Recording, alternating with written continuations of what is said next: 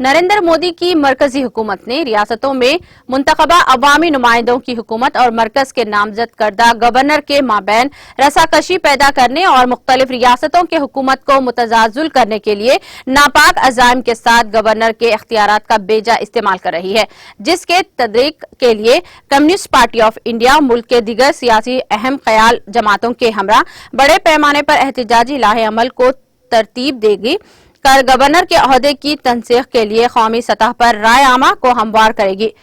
के चाटर Venkat Reddy communist party of India के कौमी कायद और साबिक रुकन असम्बली हसनाबाद ने आज यहां नामा निगारों से बात करते हुए इन ख्यालात का इजहार किया। उन्होंने बताया कि गवर्नर का मुल्क की आजादी से कबल अंग्रेज हुक्मरानों की जानिब से कायम करदा ओहदा आर्जी था, ताहम आजादी के 70 साल गुजरने के बाद गवर्नर के ओहदे की हिंदुस्तानी जमहूरी निजाम में कोई जरूरत व अहमियत बरकरार नहीं है। इस ज़िमन में मैं मुल्क की आवाम को बाशऊर बनाने के लिए कौमी सतह पर कम्युनिस्ट पार्टी ऑफ इंडिया 29 दिसंबर 2022 को मुल्क भर में जिले कलेक्टर दफातर पर एहतजाजी धरना मुनज़्ज़म करेगी। इससे पहले 21 दिसंबर को रियासत तेलंगाना के तमाम मॉडल दफातर पर CPI कायदीन एहतजाजी धरना मुनज़्ज़म करते हुए तहसीलदारों को याददाश्त पेश करेंगे। उन्होंने कहा कि रियासत तेलंगाना में भी वज़ीर आला और गवर्नर के माबैन तनाव और तसादुम की सूरत हाल है, जिससे रियासत के तमाम सियासी कायदीन मुतफक्किर है। इस मौके पर